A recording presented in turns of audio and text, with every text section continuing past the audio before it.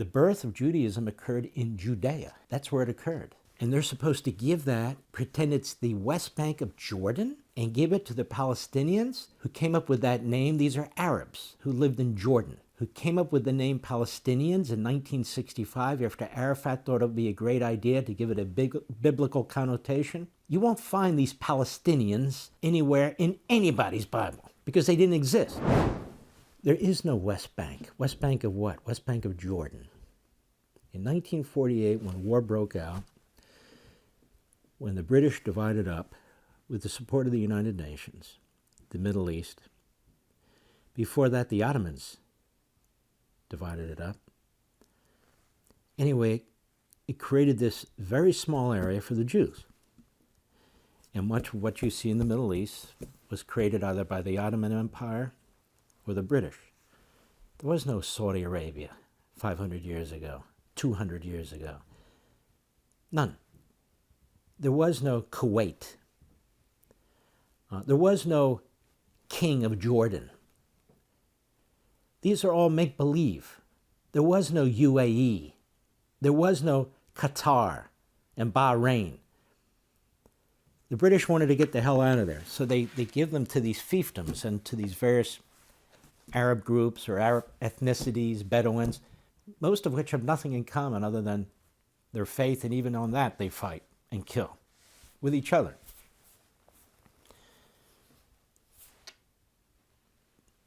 Judea and Samaria are not the West Bank of Jordan.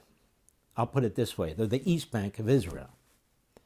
The state of Israel, the formalized state of Israel with boundaries, was founded in 1948.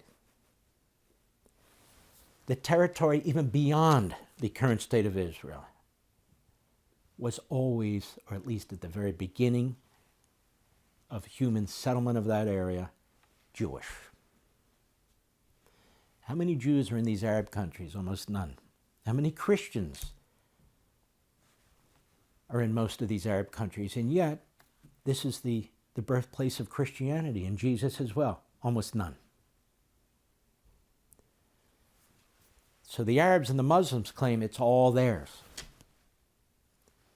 Judea and Samaria, which are in the Bible, the Old Testament, many Christians call it the Torah, many Jews call it Judea and Samaria.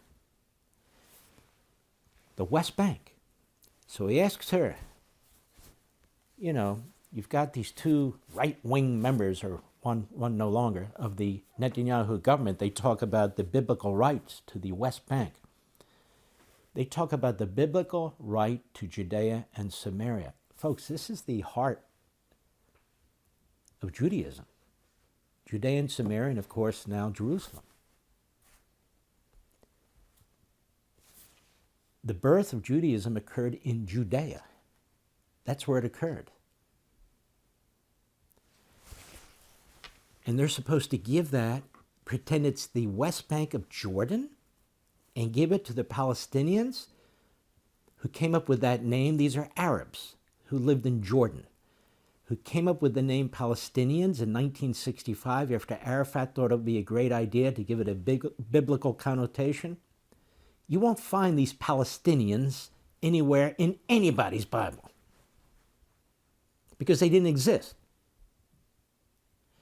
And so when you have a United States Senator like this from Maryland, a Democrat Islamist, do you agree with these ministers and the Netanyahu government that the Israelis have a biblical claim to the West Bank?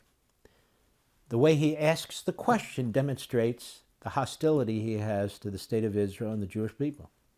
There's not another people on the face of the earth, certainly not minority people, where their indigenous homelands are called somebody else's West Bank or East Bank, or where the people who live there and want to further populate it are called settlers. Are the Native Americans settlers in their own land in this country? Of course not. Are the Native Alaskans, what we used to call Eskimos, are they settlers in Alaska? Of course not. But the Jews in Judea and Samaria, settlers, and we got to continue to negotiate limits to how much they can settle in their own land. This is the the idiocy that's taking place. Want to see more Mark Levin? Go to levintv.com and subscribe now.